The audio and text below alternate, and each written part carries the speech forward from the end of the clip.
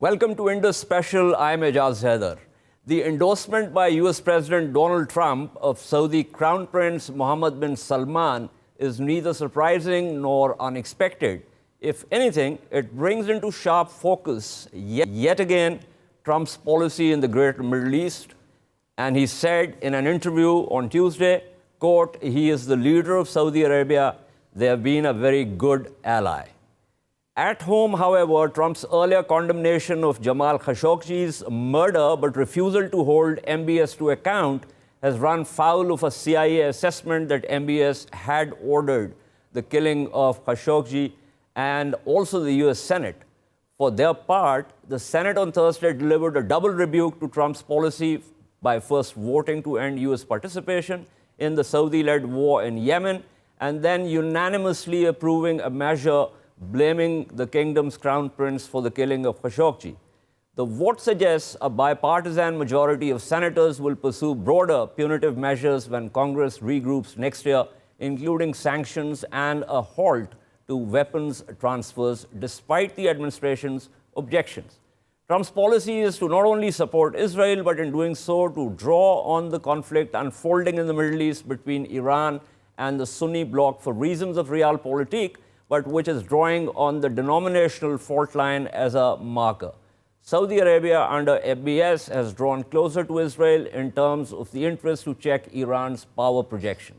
Equally, Turkey under President Erdogan is laying claim to the leadership role in the Middle East that pitches Ankara against Riyadh. Khashoggi's killing has given Ankara the stick to beat MBS with. Iran and Russia have their own interests in the region broadly and in Syria in particular. To discuss this, we have experts from various countries, but we'll start with Alexei Klebnikov, who is a political analyst based in Moscow, and Yusuf Erim, who is a political analyst based in Istanbul. I will begin with Alexei. Alexei, what is the Russian interest in the Greater Middle East and in Syria in particular? Well, it's a kind of broad question, but Russia has its own priorities, which can be briefly described as security and economic interests. So basically, the first and the most important priority is that the Middle East started to be important for Russia as a region which directly threatens Russia's internal stability through the terrorist threat. Because Russia considers Syria and the Greater Middle East, also including Afghanistan and threat through Central Asia to its own population, to its own security. So it's kind of like Russia's sensitive underbelly through which terrorists or radicals can infiltrate Russia through via Central Asia or via Turkey and Caucasus, which is again a very sensitive issue. So this is why one of the major Russia's goal in the region, and in particular in Syria, to basically stabilize the existing regime, governmental structures, military, to be able to take control over the territory to avoid the spread of instability. Okay. And as for and secondly, it's economic interests, so which are mainly focused on energy, so it's oil and gas explorations and cooperation in Iraq, in Egypt. Then it's nuclear power plants and, of course, arms deals when Russia sells its weapons to the region. Okay, I'm happy to hear this because I had put down a list of about 5 points, and I will quickly go through them and get your perspective on them, because I think the points that I have are more or less what you have also said about Russia's interests. So one is, of course, the prevention of complete failure of the Syrian state.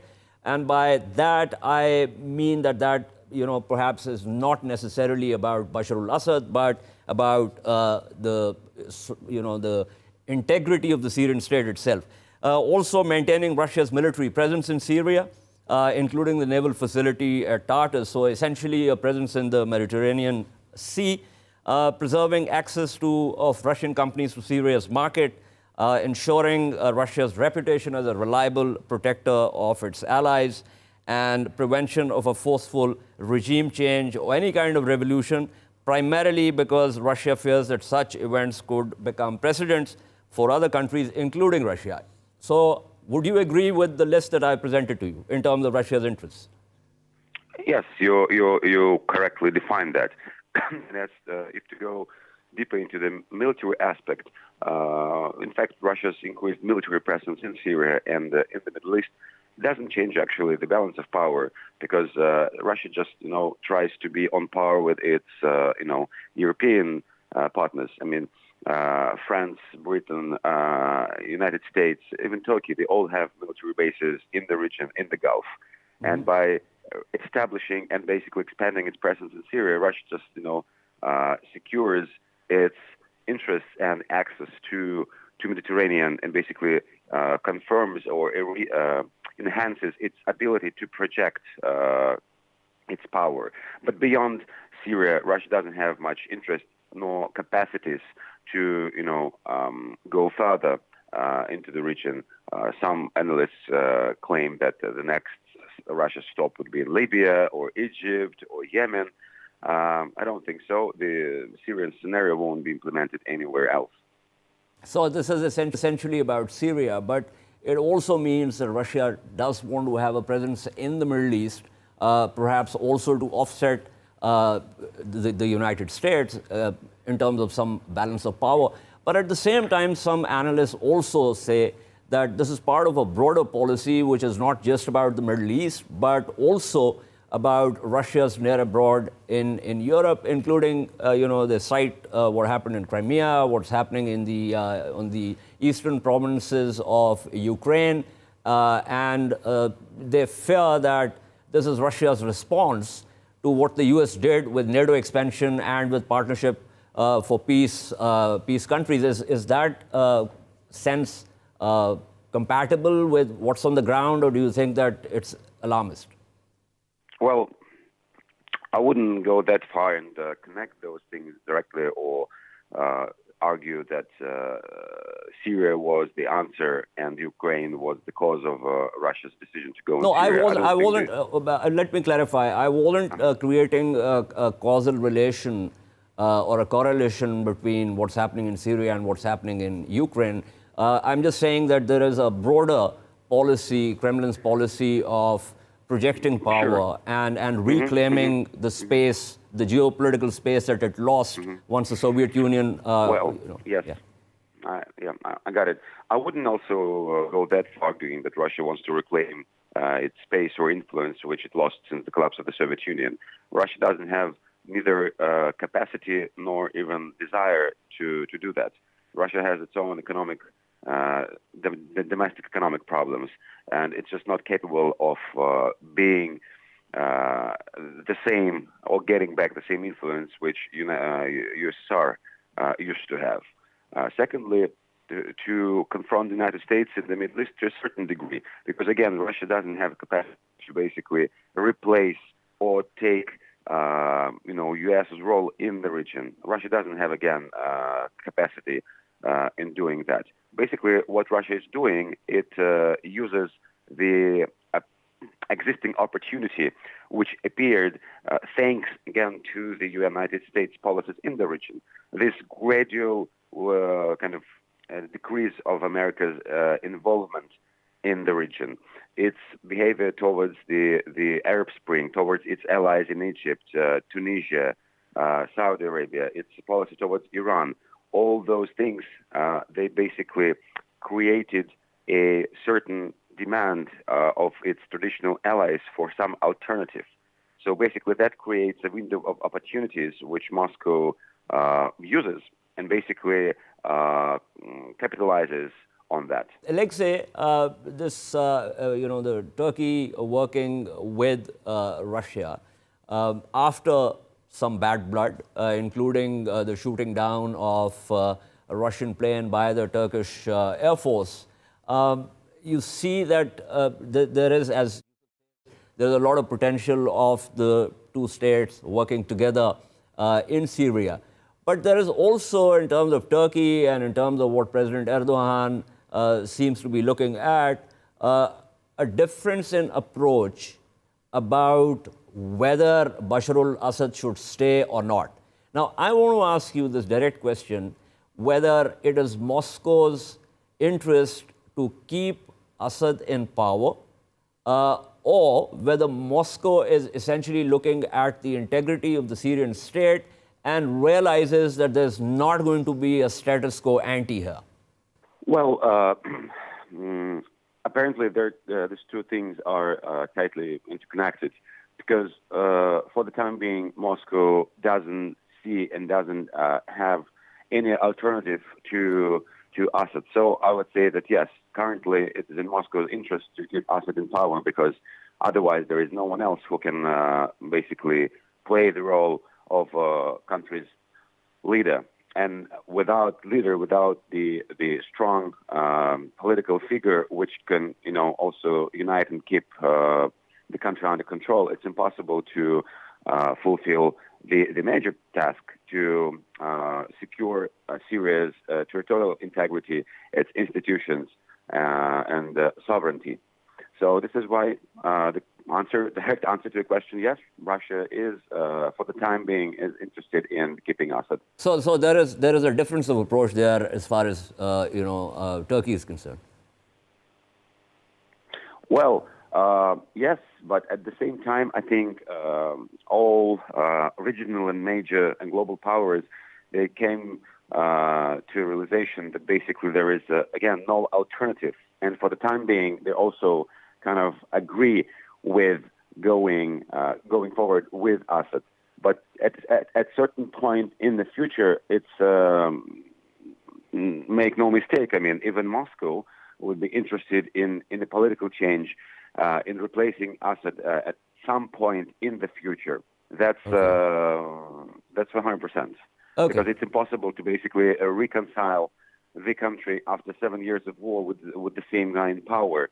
That's quite problematic. Yes, that makes sense. Thank you so much, Alexei Klebnikov, for talking to us. Yusuf, I want you to give us a sense of Turkey's interests in Syria and also in the greater Middle East. One of the things that we seem to notice that Turkey sees an opportunity to capture Syria's northern border in order to project power, consolidate territory, and expand its own sphere of influence throughout the near abroad. This was a policy in a different kind of way when Ahmet Davutoglu was the foreign minister, before he became the prime minister. The idea about zero conflict in the region, reaching out of Syria, visa-free travel, Syrian travel to Turkey, and also a ceasefire with the Kurds. So people used to say this is a redux of neo-Ottomanism. Now, of course, things have changed, but there is still the idea of projecting power. And this whole Khashoggi episode is looked at as Turkey's chance to put Saudi Arabia on the back foot. Would you agree with these assessments, or do you think there's more nuance to it than just this? Now, when we look at Turkey's history, of course, as its precursor, the Ottoman Empire, it had a huge impact on the region for centuries and centuries. So it's very important to revive these historical bonds with these areas. So because these people, their culture, whether it's Syria, whether it's Palestine, whether it's Jordan or Lebanon, even as far south as Saudi Arabia and Egypt, we have a shared culture when it comes to many aspects. We have a shared religion where majority Sunni Muslim. Of course, there are Shia in the area as well. But Turkey is a country where there isn't really a Shiite-Sunni divide like the rest of the Middle East. President Erdogan is a very charismatic leader. He's fought for human rights, whether it be Palestine, whether it be the Rohingya, whether it be justice for Jamal Khashoggi. And he's proven to be a leader that is willing to speak on behalf of global Muslims to the Western world. And this is but one of the objections that analysts raise, not just in the United States but elsewhere also, has to do with the fact that within Turkey, and especially post Gülenist coup, attempted coup, there has been a lot of repression in terms of freedom of expression and writing and the rest of it. So analysts say that President Erdogan is using a different benchmark at home and asking others to prove themselves on a completely different benchmark. Isn't that sense right in terms of what the ground realities are? We talked earlier, and you told me you were in Turkey in 2014. I'm assuming when you were here, you saw a very modern country and a very secular country while you were here. Yes. And I would like to say that Turkey is a very modern and secular country, but it's also a conservative country that has a very conservative population. The coup attempt in 2016 by the Gülenists had a huge, traumatic impact on the country. Yes, it did. Was there a crackdown on people? Yes, there was. Just like there would be in any country when there's a coup. When somebody's trying to remove a democratically elected government by undemocratic means, this is treason, basically. And treason is one of the most heinous crimes you can commit against the state.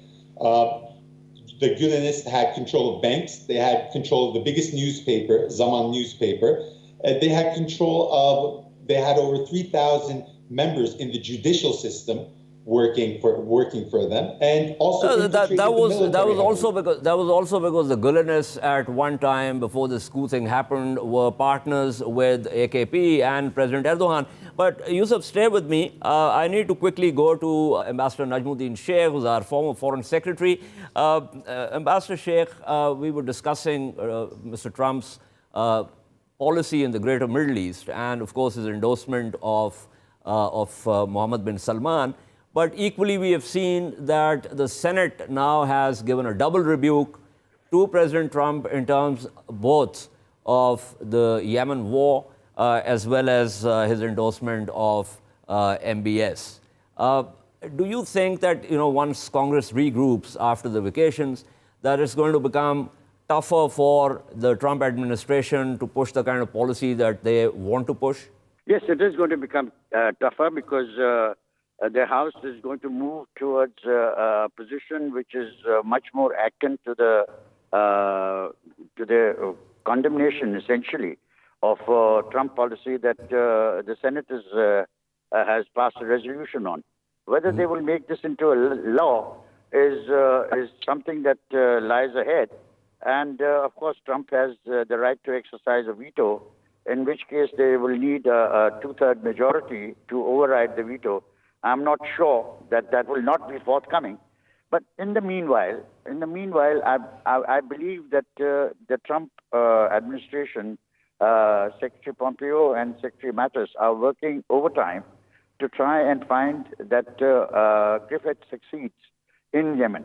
If there is success in Yemen, if there is the first appearance of peace, meaning that they have now arrived at an agreement that together is going to be unblockaded, so to speak, and it's going to be free to receive goods and to address the famine issue in Yemen.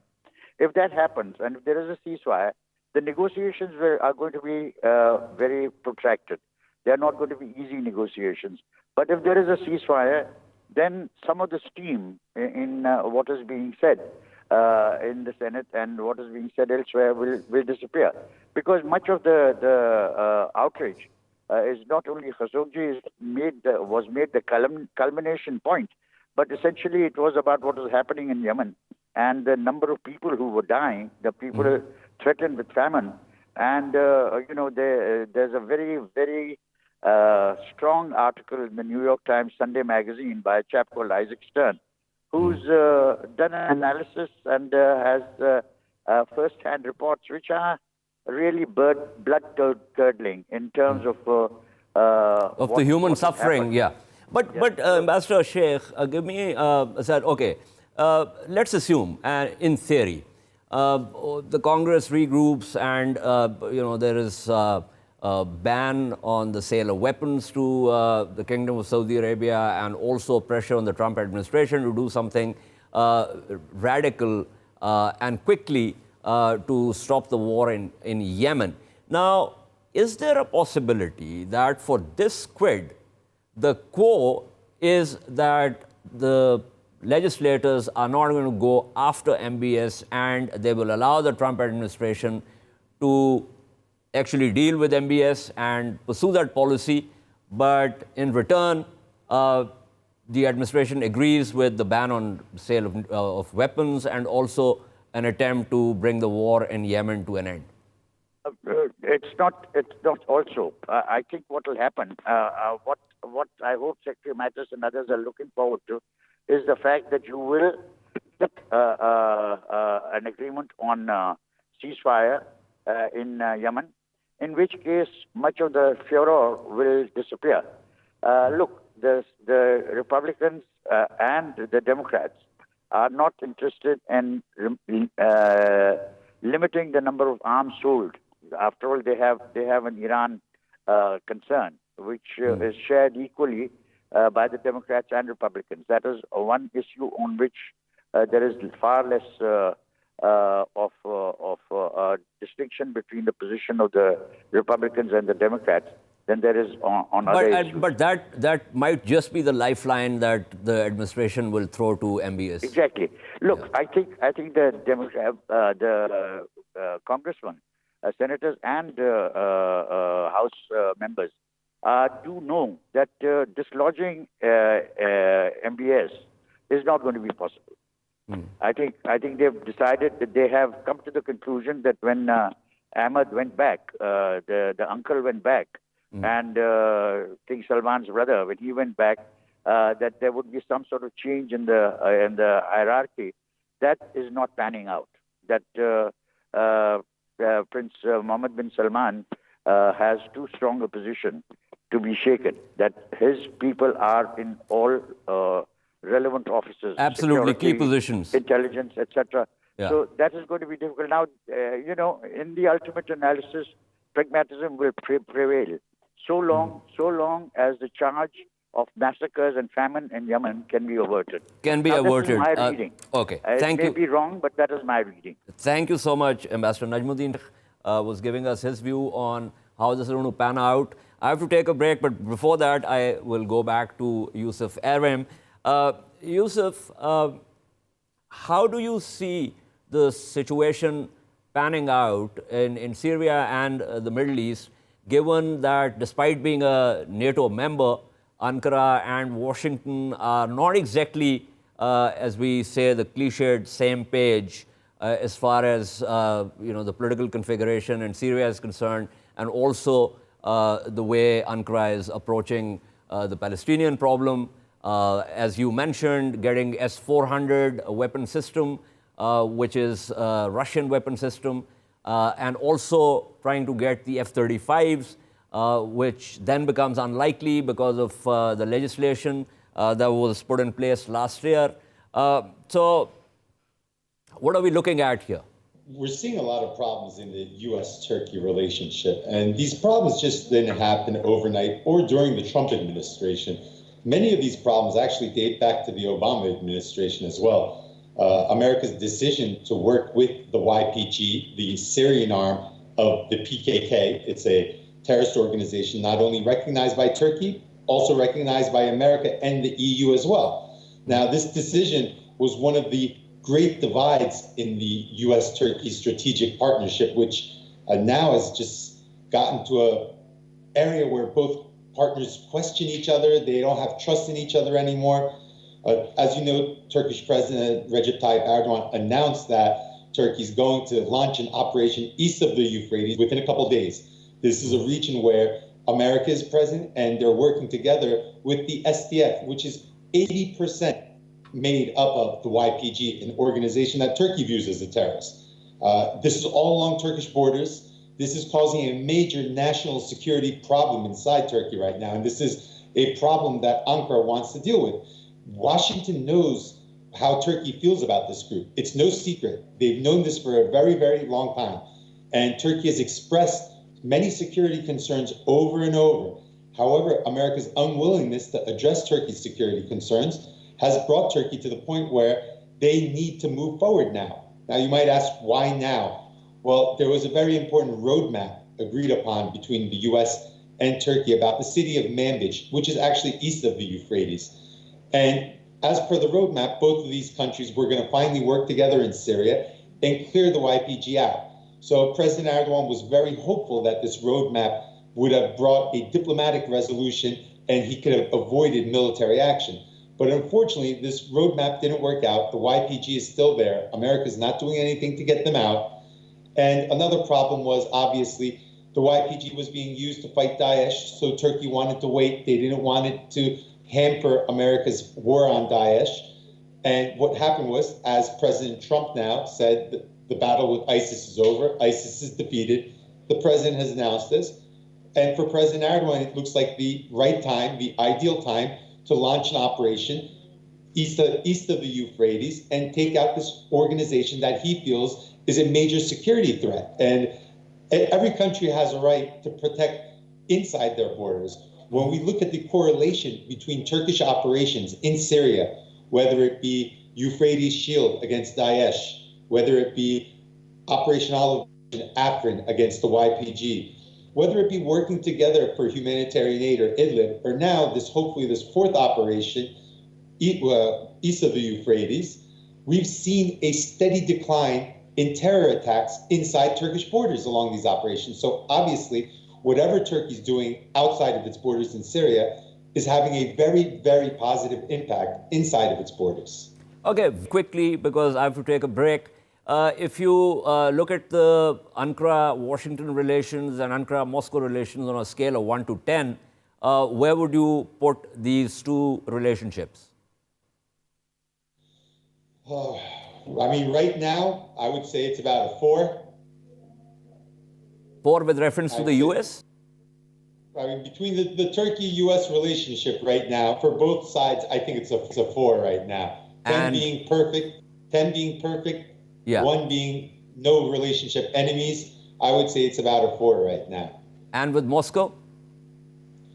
With Moscow, I would say it's about, I don't like to give numbers like this, but if you want a number, with Moscow, I would say it's about a 7 or an 8 right now. That is what I thought. I was being mischievous when I asked you this question, because looking at what's happening and what kind of interactions are going on, it did seem to us from afar that Ankara-Moscow relationship at this point in time is much warmer than Ankara-Washington relationship. But thank you so much, Yusuf Erim, for being with us. We're going to take a short break, and at the other end of the break, we'll continue with our discussion of President Trump's policy in the greater Middle East. Stay with us.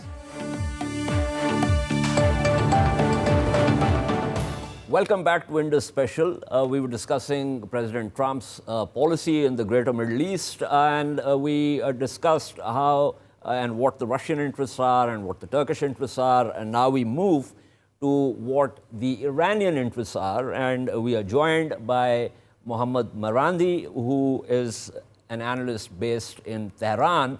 Mr.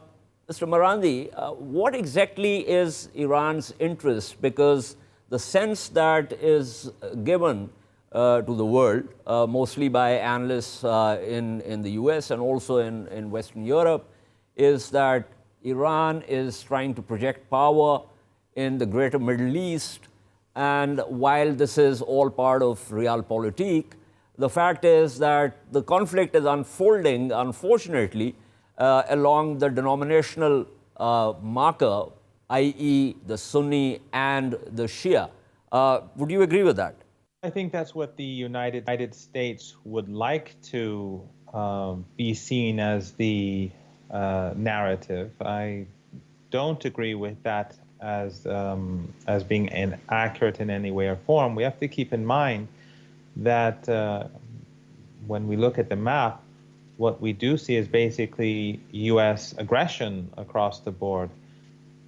Ever since the revolution in Iran, which was an anti-hegemonic, anti-imperial revolution, it was also an anti-apartheid revolution. It was the Islamic Republic of Iran opposed apartheid South Africa and the apartheid regime in Israel in the same way and form and using the same language.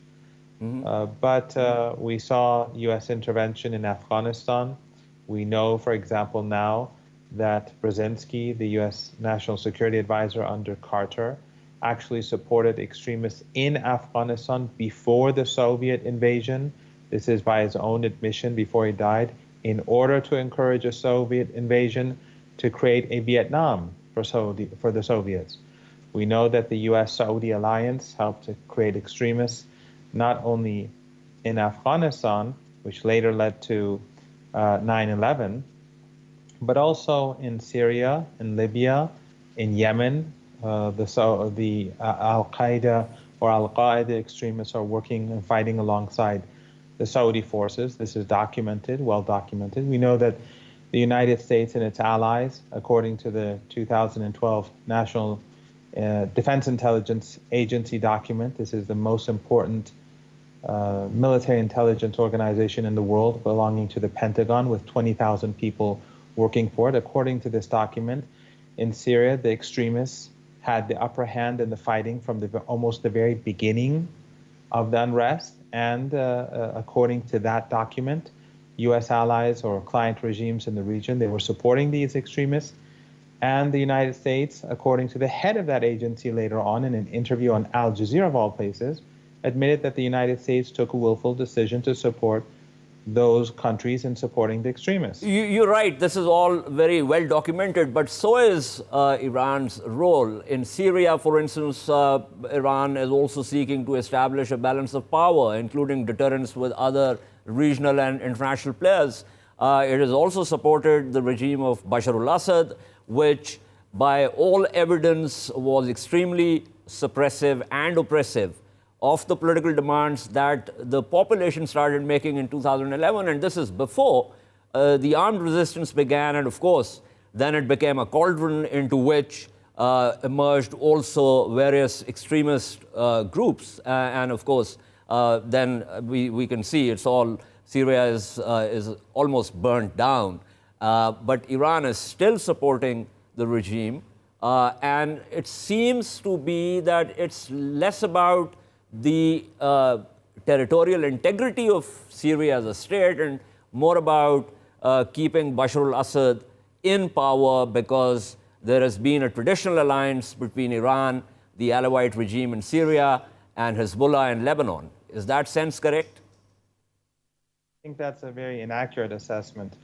Actually, the fighting in Syria began early on. In the very first month, we had soldiers of the Syrian army being killed in Deraa, as well as in the south, as well as Jisr Shughur in the north, in large numbers by Salafi tilted groups that were oriented towards Saudi Arabia. The Iranians entered Syria in large numbers in 2015. Hezbollah entered Syria in large numbers in 2013. The fighting began significantly in late 2011, and the United States, through the CIA and regional countries, both to the north and the south, brought in tens of thousands of foreign fighters and extremists from across the globe in order to overthrow the Syrian government well before any form of intervention by Iran or Hezbollah or anyone else. So the foreign fighters were basically brought in by the Americans. And the reason was that they did not have the support or the legitimacy of the and they didn't have the legitimate right or capability to push the Syrian population in a direction to overthrow the Syrian government. Okay, if they did, they would have needed tens of thousands of foreign fighters. So what Iran did was it helped prevent Damascus from falling into the hands of those who are carrying black flags. And Saudi Arabia has a much worse human rights record than Syria does. But Iran has never advocated overthrowing the Saudi government through foreign-induced military intervention. But as you clearly know, one of the reasons Saudi Arabia is getting so close to the Trump administration and also to Israel has to do with what the Saudis think is the Iranian power projection in the greater Middle East. But what we see, of course, is that all sides tend to select their facts, and I think that is not something that is peculiar either to the United States or Iran. I think everyone does that. But then, of course, Iran also responded by getting non-state actors like Hezbollah into Syria, sending their own troops and intelligence people into Syria, getting the Shia populations living in Iran from Afghanistan, and also pulling people from Pakistan and creating those brigades, Fatimiyun and Zainabiyun, and sending them to Syria. So everyone seems to now have some kind of stake in Syria, and the ultimate sufferer, would you agree, are the Syrians? No, I think it's a very dangerous thing to say that everyone selects their own facts, because that creates a sort of moral equivalence where everyone is the same. Iran supported Sunni groups. Liwa al-Quds in Syria is a major fighting force. It's a Palestinian force that the Iranians supported in Syria. Iran's problem with the United States actually is because of its support for the Palestinian population. Iran is the only country in the world that effectively supports the resistance in Palestine, which are almost universally Sunni. Iran's support for Hamas, for Islamic Jihad, as well as other groups in Palestine, which the Iranians consider to be a national resistance force, is widely known. The sanctions against Iran, the pressure against Iran, all come from this. If Iran had relinquished the Palestinian cause, we would have none of this. So I think it's basically propaganda. It's Saudi and American propaganda which tries to diminish this reality. Or, for example, when ISIS was advancing in Iraq and the United States allowed it, ISIS, not only did they advance towards Baghdad, but they advanced towards Arbil, the capital of the Kurdish territory in Iraq. That area is occupied by Sunni Kurds, and it was only the Iranians who helped save them from ISIS. Okay, so last question before I let you go. Give me a sense of what the Iranian objective in Syria is, and is Iran also now, in terms of its interests, getting closer to Turkey? Because Turkey obviously is getting closer to Moscow's position in many ways. Of course, there are differences. And does Iran also would like to have military bases in Syria if and when this issue gets resolved? Plans to establish military bases in Syria or Iraq, and there are none at the moment.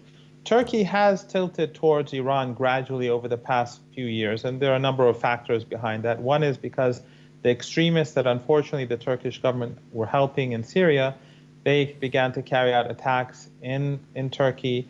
That was one problem. The second problem was, of course, the coup. The Turkish government, which is an elected government and the legitimate government, was being overthrown, or there was an attempt to overthrow it, with the U.S., with the support of the United States, as well as Saudi Arabia and the United Arab Emirates. And when the Turks saw how they had been stabbed in the back by these countries, they moved closer towards Iran. In addition, Saudi aggression towards Qatar, which was alongside Saudi Arabia supporting ISIS before, supporting Al-Qaeda before in Syria. But when the Saudis turned against Qatar, then the Turks moved further towards Iran, because Iran too was supporting Qatari sovereignty against the ambitions of the Saudi Crown Prince Mohammed bin Salman. So I think that Turkish-Iranian relations today are much closer than they were a few years ago, and I think that's something that is very important for this region. And hopefully this is a model that can continue to grow, and countries like Iran, Pakistan, Turkey, Iraq, among others, can gradually converge to create a regional force which would help to decrease the hegemonic influence of the United States in the region, and help to bring about justice for the Palestinian people. Okay. Thank you, Dr. Marandi, for speaking with us and giving us the Iranian perspective on the Greater Middle East, Trump's policy, and the Syrian situation in particular. But having gotten the perspective from Russia, from Turkey, from Iran, it's only right that we go to someone who understands Syria, is a Syrian, and can give us a perspective of what the Syrians think, which is, of course, perhaps different from the various regional and international actors that are operating in Syria, and of course they have their own interests and objectives. So we are joined by Dr. Yahya Al-Rizvi, who's the spokesperson for the Syrian Negotiations Commission. Thank you, Dr. Al-Rizvi, for speaking with us. My panelists before you joined us were, of course, talking about the Iranian interests and the Turkish interests and the US interests and various other interests in Syria. But my one refrain was that in the end, it's about the suffering of the Syrian people. Just give us a sense of how the Syrians look at it and where exactly the situation stands now. Okay, well, thank you very much for having me. Just listening to the list of those who are involved in Syria, the United States, Russia, Iran, Hezbollah militia, Turkey, Israel, you would notice that Syria has turned into a victim torn between these, I can call monsters. Mm-hmm. Really, they are tearing it apart. And this is because there was a regime, a dictatorship that was faced by its own people. And it couldn't face them, and it had to call on the Iranian Hezbollah militias. Then when they couldn't save or protect the regime, it had to call on a superpower, Russia, in order to interfere. And the whole thing turned into hell in Syria. And these powers are now in some sort of confrontation with each other in terms of their interests. And nobody is paying attention to Syrian people and their plight, their suffering. This is the problem. UN Security Council resolutions were passed so that peace can be brought to Syria. But unfortunately, the regime continues enjoying the tension with the support and the help of Iran and its militias, with the support of Russia that has interests and it has files and confrontation with the West, so that it would settle those problems that it got with the West at the expense of the suffering of Syrian people. The same situation applies to Iran, that has said one day that we have now control over 4 Arab capitals. Okay. This is what is happening. Okay, so Dr. Al-Rizvi, let me just read out something that you said about Staffan de Mistura, the UN envoy to Syria, and you said he was highly experienced and patient with the warring sides. De Mistura should have said that the regime made his mission impossible, but he didn't, and that cost Syrians blood and devastation. And also, you said about US ending the CIA's program to give weapons to the rebel groups, that the program didn't mean much anyway. In effect, that it was woefully short of what was required. So that gives us a sense of you basically saying that the armed resistance should have continued, and in effect that was the only way of getting rid of Bashar al-Assad. On the other hand, the very fact that armed resistance pulled in other actors, one could probably with hindsight say that it wasn't particularly a good idea for the political opposition in Syria to have resorted to armed resistance. Would you agree with that? Well, from the very beginning, sir, and it was the confession of the regime itself, that for the first 6 months, the regime itself, the head of the regime, confessed that for the first 6 months, it was purely peaceful. Yes. There was nothing military in that regard, but the regime and the militia supporting it worked on militarizing the rise, the uprise. They started just spreading weapons and giving weapons to people. They released the criminals from jail and turned them into heads of militias in order to militarize the civil action, civil uprise in Syria. And from the very beginning, no one wanted, from the civilians, no one wanted the action to be a military one, because it was known to political parties, to political activists, that any military thing would be a real loss of life, and they didn't want that. However, the regime's only way is to portray the reaction and the uprise against it to be a military one, to be a terrorist, to be a conspiracy, to be interference from others, from America, from Israel, etc., etc. And this is the way it projected what was happening, so that the regime turned the world against those civilians who revolted against it, who didn't want the aggression, the oppression being exercised against them all these years. This is what happened, and no one wanted a military action. No one wanted these fasa'il, these groups to be resisting. But they, at a certain point, found themselves forced when their children, when their sisters, when their mothers were being treated in an inhuman way by the regime and its militias. This is what happened. No one in their right mind in Syria wanted the action to be a military one. The regime, however, so the political opposition was actually forced into this. But give us a sense, Dr. Al-Aridi, of the way the situation stands. You have regional and international actors with interest and stakes within Syria. Now, given that situation, how do you think one can move to a point where A, there are ceasefires, B, that there can be some kind of negotiations in terms of the various domestic actors, including the Syrian political opposition, to work out a post-conflict political configuration. Is that even possible now? I think it is still possible. UN Security Council resolutions are still there. You got the Geneva Communique of 2012.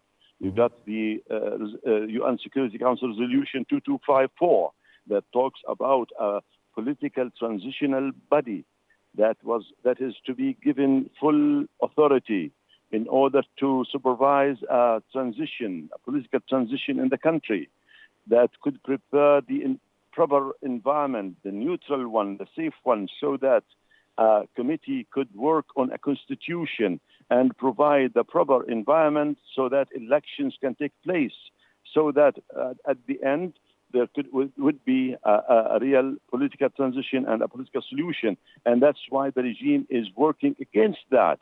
It first didn't want that constitutional committee that was agreed upon even by Sochi, by the Russians in Sochi.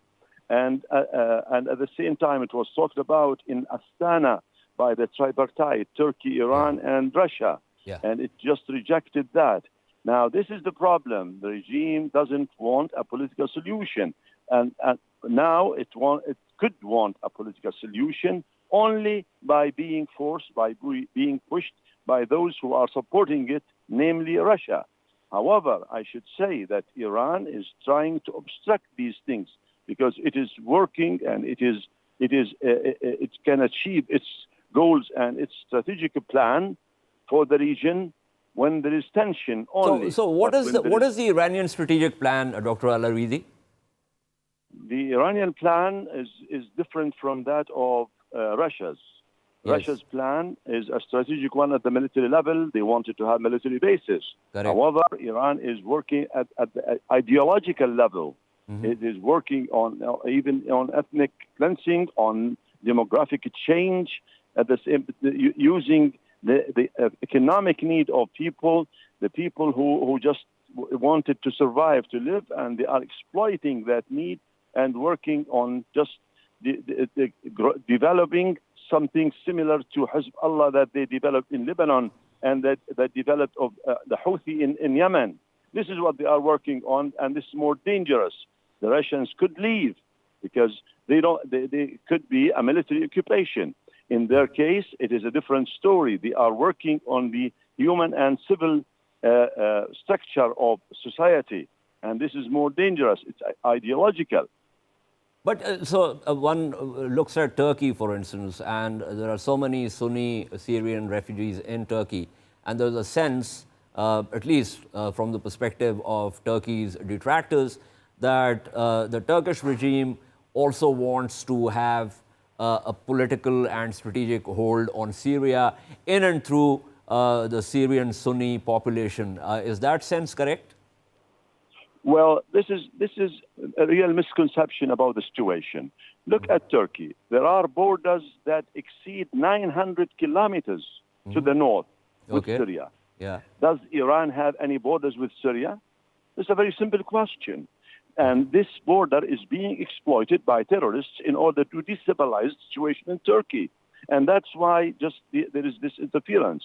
Another point, there are 3.6 million people, Syrians, refugees in Turkey. In Turkey, yeah. Just number for me the Syrian refugees in Iran. Iran is working on making refugees and just displacing Syrians from their places to other places inside the country so that they can create demographic change with Sunni Shia issues. And this is the thing that we do not want. We just wanted really with Iranian people to be brothers and to live together, to survive and to have friendship, not to have them in the form of exploiting us and utilizing and using this brutal regime in order to further and promote their interests in a vicious and a chaotic way. Thank you so much, Dr. Yahya Al-Hadi, for speaking with us and giving us a sense of the Syrian perspective on the violence in that country. We began by discussing President Trump's policy in the greater Middle East and also how that policy impacts other regional players and what the other regional players think of that policy and their own interests in the Middle East as well as in Syria. This is all we have for today. See you next week. Until then, it's goodbye.